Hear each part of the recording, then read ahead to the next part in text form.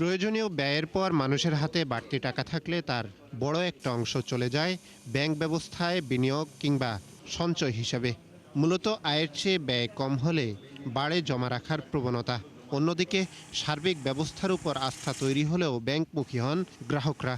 কিন্তু এক্ষেত্রে উল্টো চিত্র ধরা পড়েছে মে মাসের পরিসংখ্যানে।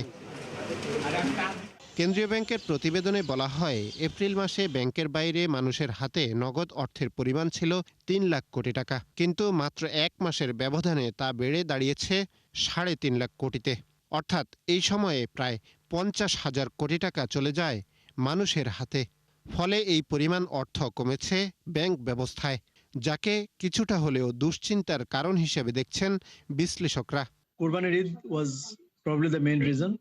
Islamic Bank may have contributed about 4 থেকে 10,000 কোটিও হতে পারে।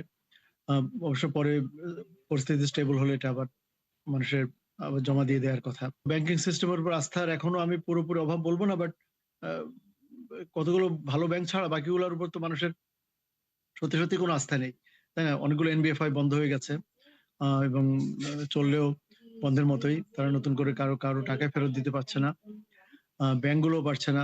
শুধু মানুষের হাতে নগদ অর্থই নয়, একই সময়ে বেড়েছে রিজার্ভ মানি বা কেন্দ্রীয় ব্যাংকের বাজারে অর্থ ছাড়ার প্রবণতা। প্রতিবেদন বলছে, এপ্রিল মাসে রিজার্ভ মানি ছিল 4,35,000 কোটি টাকা।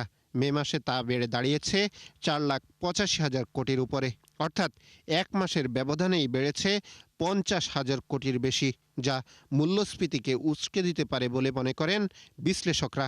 মে মাসে আমাদের ঈদ ছিল, কুরবানি ঈদ। তো কুরবানি ঈদে প্রচুর গরু কেনা বেচার জন্য আমাদের দেশের সমাজটা এরকমই যে দুই ঈদে কিন্তু প্রচুর কারেন্সি ডিমান্ড বাড়ে আমাদের নগদ টাকাটা। তো তার মধ্যে একটা হলো ঈদ উল ফিতর আর একটা হলো ঈদ উল আজহা। তো আমার মনে হয় মে মাসে ঈদ উল আজহাটা পড়াতে এই বেশি অ্যাবনর্মালিটা বাড়ছে আর কি।